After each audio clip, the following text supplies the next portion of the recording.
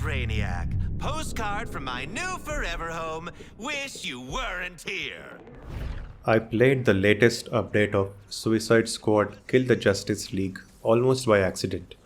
This update, which is episode 2 of the first season, came out on May 23rd, and it just so happened that I didn't have anything to do after work on that day.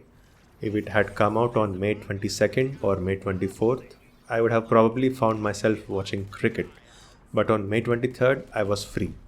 Also, my PS5 was switched on, and since my games update automatically, I noticed that Suicide Squad was recently updated. So I decided to have a look, and as it turns out, it was a happy accident. In my last video about the game, I mentioned that the new character, Joker, was fun to play, but the problem was there wasn't anything new to play. That issue was partially solved with this new update with the addition of the third Brainiac fight.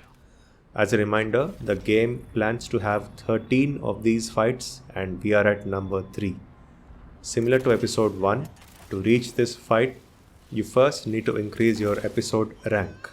Thankfully, the developers acted on the feedback they received last time and reduced the required rank from 40 to 10. It's still not perfect, but it was doable in around 1 hour. Like the previous fights, this one is based on a Justice League character. This time, it's Superman, so Brainiac will fly around at high speeds and try to beat you up with a helicopter. It's slightly different from the Superman fight in the campaign. You'll need to shoot down crystals before being able to damage Brainiac, but on the whole it's quite similar. But here's the thing, this time I was playing as Joker, a new character, and his traversal mechanics are brand new, so the fight itself felt fresh. I didn't spend a lot of time playing as Joker in the first episode because farming till rank 40 to unlock the character was so exhausting that I got burnt out and left the game shortly after unlocking the character.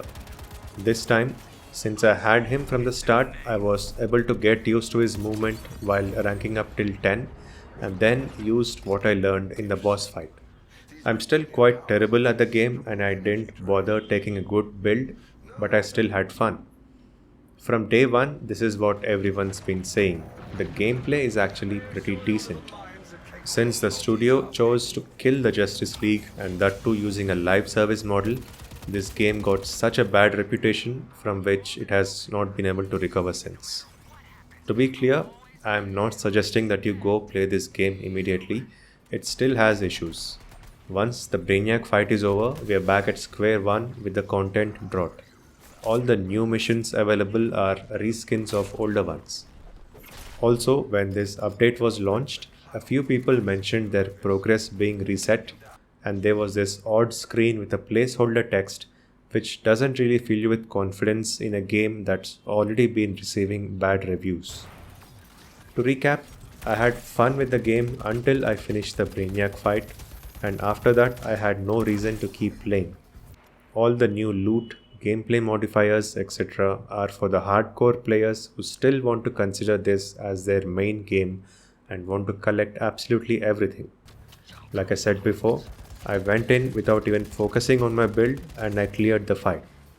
I'm happy with the part of the game that allowed me to get to the Brainiac fight faster. And if future updates do something similar, I'm happy to keep returning to this game once every 2 months or so, play for a couple of hours and leave.